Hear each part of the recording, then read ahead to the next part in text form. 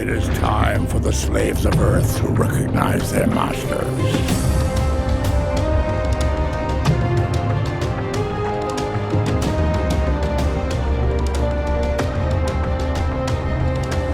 Welcome back, Autobots, Decepticons, and everything in between to another awesome Transformers video. And in today's, I'm going to be discussing a topic that a lot of fans are confused about. That topic being if Thundercracker was in Transformers Dark of the Moon. Now, you might be wondering where this confusion comes from. And well, it all stems from a Studio Series figure. You see, when Studio Series started all the way back in 2018, the toy line hyper-focused on screen accuracy in order to create the best live-action figures to date. Each figure came with a backdrop depicting a notable scene from their respective appearance. Wave 1 had 9 figures in it. The first one was 2007 Beaterbee, followed by Age of Extinction Stinger, Dark of the Moon Crowbar, 2007 Ratchet, Revenge of the Fallen Optimus Prime, 2007 Starscream, Age of Extinction Grimlock, and 2007 Blackout that came with a Scorponok minifigure. However, the odd figure out amongst the group was the 9th figure, which was Dark of the Moon Thundercracker. The reason why is because Thundercracker never appeared in Dark of the Moon. However, his toy begged to differ, because on the back of the box it stated that he played a role in the Chicago aerial offensive. And thanks to his cardboard backdrop, we know that this was the scene where Nest flew into Chicago. However, we have a problem on our hands since in this scene, we only ever saw orbital assault carriers piloted by Decepticon protoforms attacking Nest. Now you could say that Thundercracker was piloting one of these orbital assault carriers, which can justify why he's credited as partaking in this scene. However, that is impossible, because he was way too big to pilot one. And we know this because in the film, orbital assault carriers were piloted by Decepticon protoforms that were roughly 16 feet tall. We know that they were around 16 feet because Bumblebee, who is confirmed to be 16 feet tall, according to this official scale chart, was able to fly one. Now, since Thundercracker is a jet, this would mean that he would tower over any carbot,